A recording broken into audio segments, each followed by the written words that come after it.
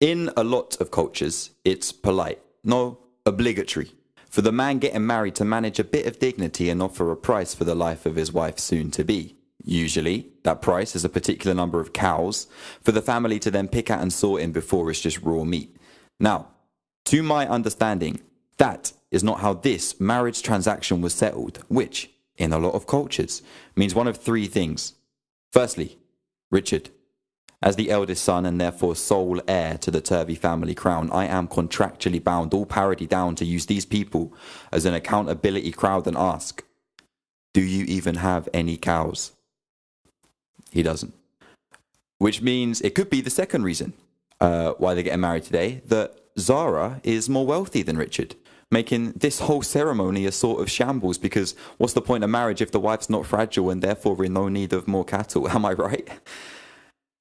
So perhaps it is the third reason, which, just by the way, would not go down well with any potential village elders, hypothetical village elders. I tried telling Zara and Richard about it the day before the wedding, but Zara was like, oh, do you want to stop talking to us about cows? Like, we're not going to stop the wedding because of cows. Like, just go away.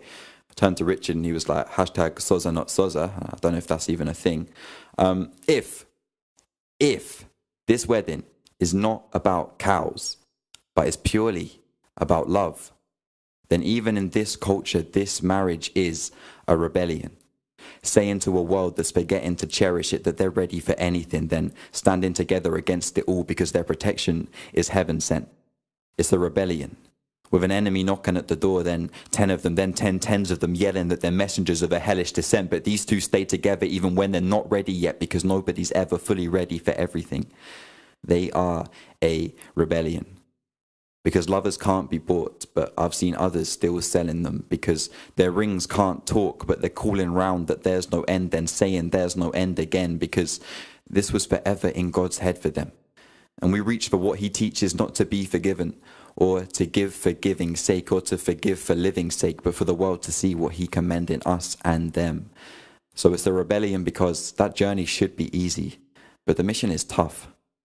And these two coming together in love does not express their strength. So with love as the reason, if you're still wondering what's the meaning of this wedding, then it shows beyond all reasonable cows that they know that they need each other to depend on to the end.